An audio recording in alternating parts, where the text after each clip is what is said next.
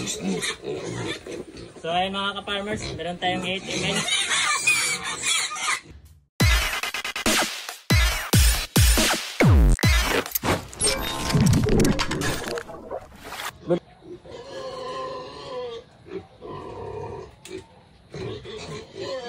So magtuturog tayo mga ka-farmers ng bilamel bago natin sila pakainin.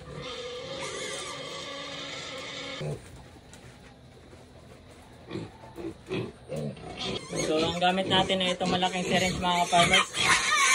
So magtuturog tayo ng tiga 1 ml. Bali 8 piraso sila. So maglalagay lang tayo ng 8 ml dito.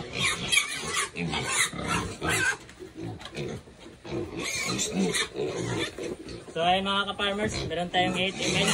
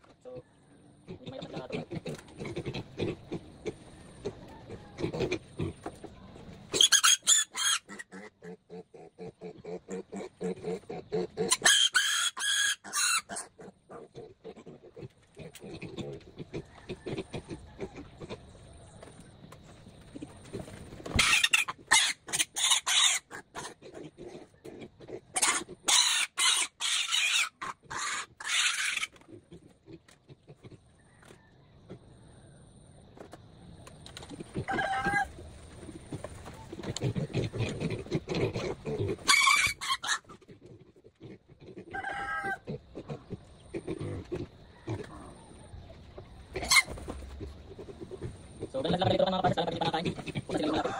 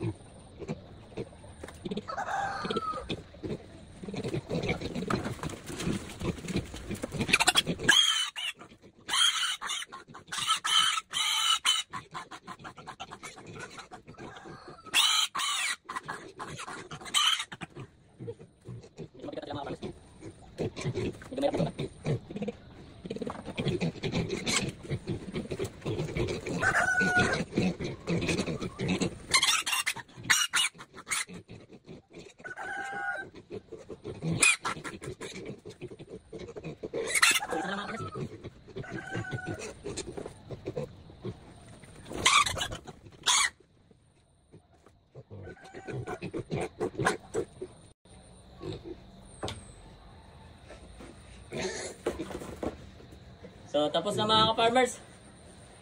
Medyo nakakapagod. So lilinisin na natin dito nang makakain na sila. Linis na mga ka-farmers, papakainin na natin.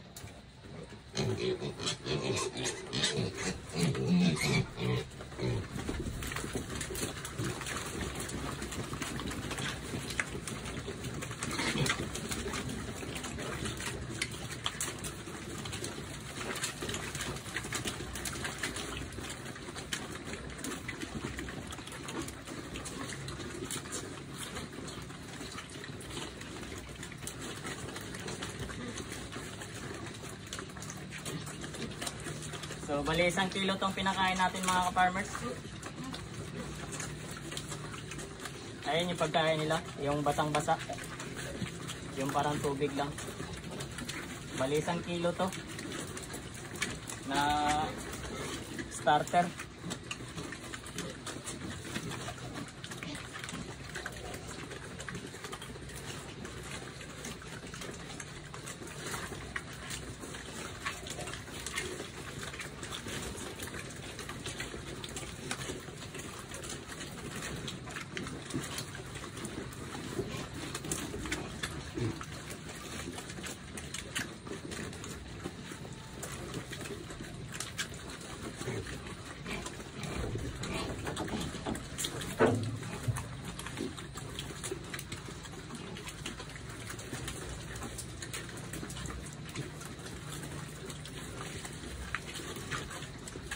ganyan sila kalakas kumain mga ka-farmers.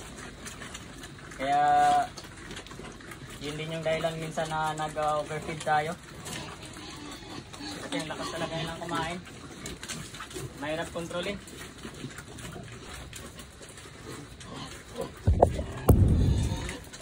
So yung mama pig naman natin, pakainin natin mga farmers. At gutom na yan.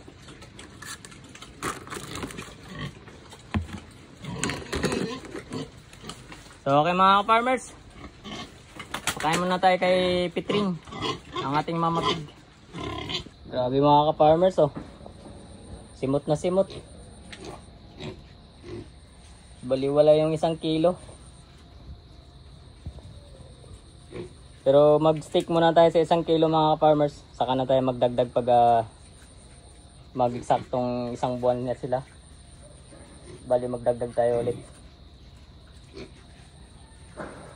Although hindi pa naman talaga overfeed tong binibigay natin. Pasok pa rin to sa required ng body weight nila. Yung binibigay natin pagkain.